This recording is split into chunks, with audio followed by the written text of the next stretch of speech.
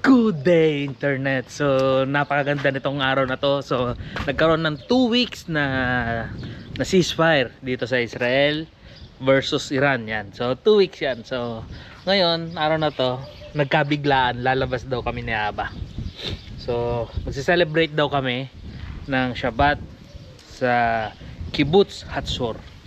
And so as of now prepare ko yung sasakyan. And so, check ko muna lahat. Okay pa naman si Staria.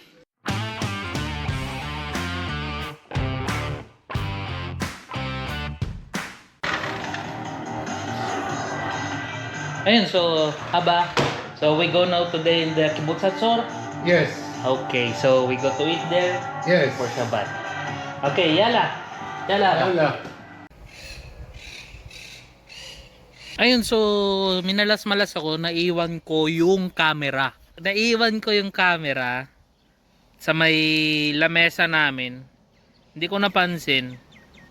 Saka ko na lang napansin na wala na yung camera nung andito na kami sa may village. Yan. Pero okay lang. May cellphone naman, so hindi masasayang yung ceasefire na araw ngayon. So ngayon sumama ako, ang daming orange yan, so libre lang, so may dala akong lagayan. So now is papasukin ko na.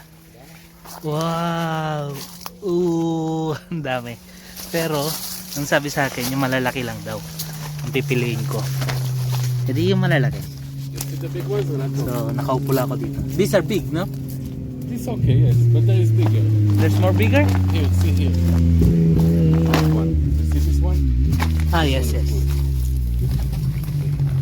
But when you take, you see there is no tail Yeah. on the. Everything is free. Yeah. Yan, so bababa ko muna to. You can hear it. So sabi nila libre. So kunin mo lahat ng kaya mong buhatin.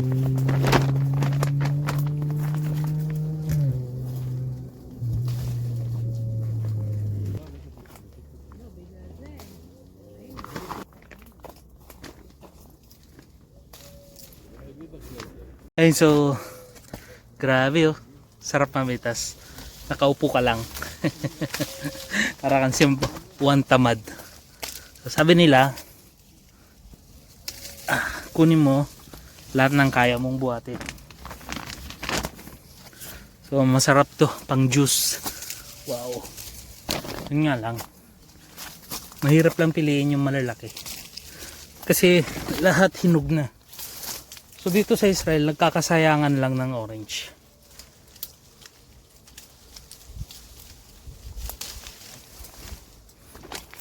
You know, so kasama ko sila. Grabe, ang dami. These are good size or too small?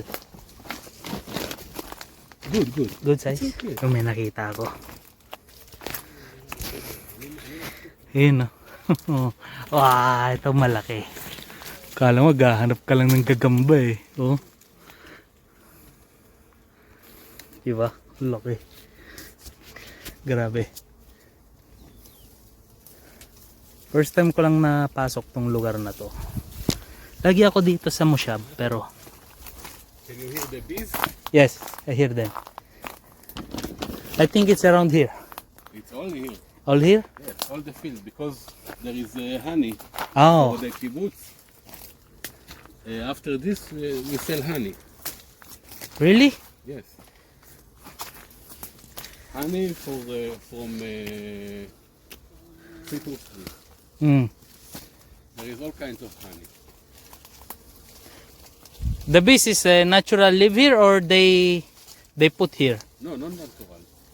They have here like a animal, like a bee farm Ah, near. Also, this going easily. do? Yeah. It's peel off You easy. peel it without smashing the fruit. So seedless. Ang sarap. So next namin ay ano ba tawag dito? Kuha kami ng sibuyas, onion. In the Philippines we call it sibuyas. The onion. Makikita nyo yung feel dito. Ja, det tror jag med.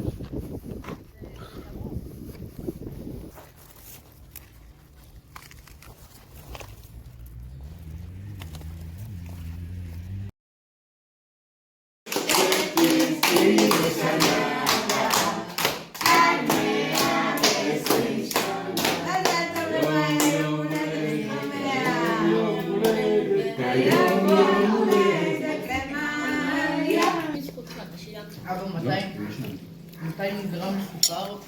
Ni. Kaim. Ken. Kaim.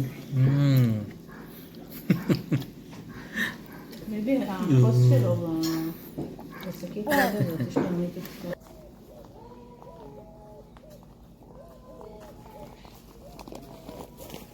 So kinarga ko na dito sa may sasakyan namin yung mga sibuyas na kinuha ko at yung mga orange yan. So ang dami.